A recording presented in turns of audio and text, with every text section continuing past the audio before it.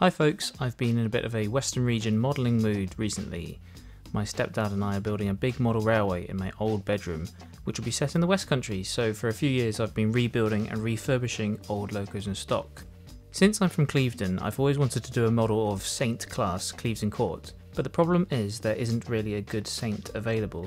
The old trying Hornby one was really just their hull with a different cab, and I wasn't sure if I was brave enough to tackle the Wills white metal one, so I hatched a plan to build one out of scraps. Tony Stark was able to build this in a cave! With a box of scraps! This could almost be a Hornby model, as really they made all the main components. The chassis is from a castle and has been sitting in a drawer for ages. The castle, star and saint all had the same size driving wheels, although the spokes were slightly different. The boiler and cylinders, motion etc. are from the railroad hall. The cab is from the Great British Locomotives Class 2800, which as we all know is a knockoff from the Hornby model anyway.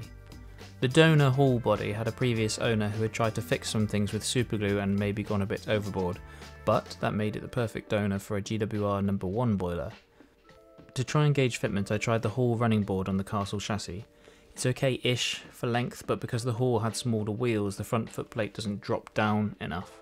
The Saint had a similar drop-down height as the castle at the front, but the buffer beams were deeper, which allowed the splashes to be smaller, but the buffers to remain at the same height. With this in mind, I decided to cut and shut a GBL castle running board using my old friend the razor saw to cut the boiler off. Posing the components together allowed me to get a feel for how it should look. I made a mistake in cutting the splashes off. I should have just left them on, as I ended up refitting them later on. The 2800 cab is the right length, but it is made for a flat running board, so needed some styrene extensions underneath. Right here is where my second mistake was, as I didn't add a bigger drop down at the back of the loco.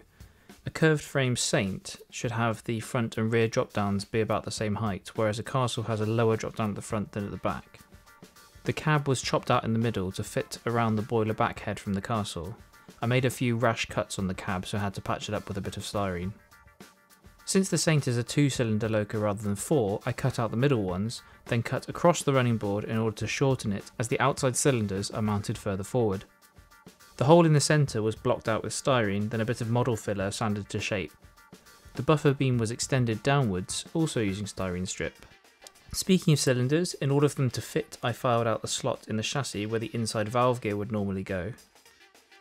The castle, unlike its parent the Star, has a collet cab which is longer than the Churchwood one, so I had to cut the back of the footplate off along with the drag box, but I used a replacement from a Ringfield drive castle that had been very badly damaged by being dropped. As always, I used a coat of filler primer to tie everything together and work out how it was looking. The third mistake I made was that I didn't cut off the bottom of the smokebox saddle. On a Saint or a Star, the higher running board means the bottom of the boiler basically sits on top of the footplate, whereas on this it's slightly raised like on a hall, which is something to do better next time. Now that I was happy with the length, the running board was spliced back together.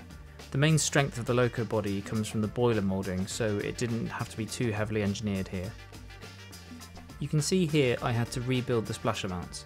The Saint should not have the fire iron tunnel on the left side, but I hope I can get away with it.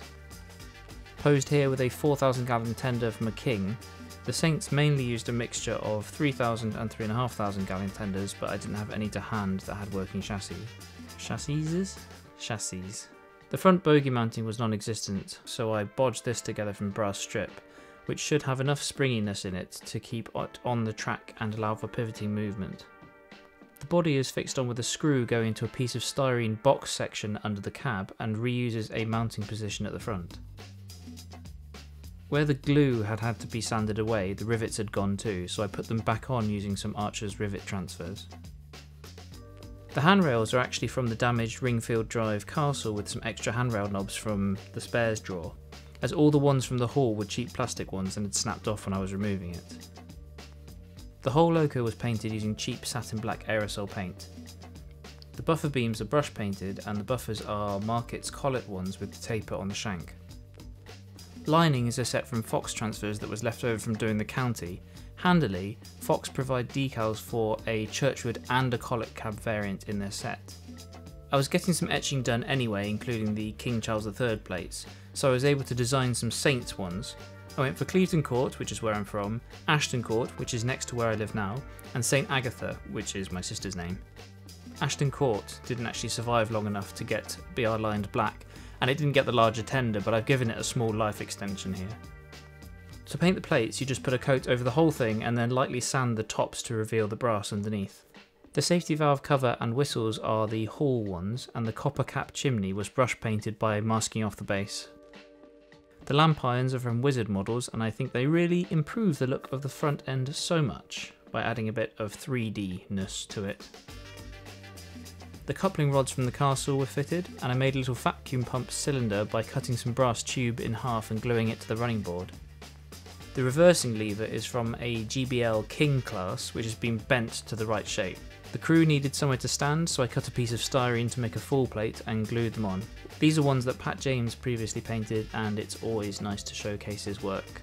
I was in need of a tender, but in the absence of any 3.5 gallon ones, this GBL 4,000 gallon one from the castle was used. I shaved off the moulded handrails using the Swan Morton blade, and added wire ones, and I think the wire handrails are one of the simplest ways to improve the look of a basic moulding. Being a 4,000 gallon, the tender is slightly too tall, but proportionally it's not too bad because of the previous mistake with the cab floor height, so it kind of matches where the cab cutout curve meets the tender raves. The tender wheels are just old Triumph B12 ones fitted into slots that I dremeled into the side frames.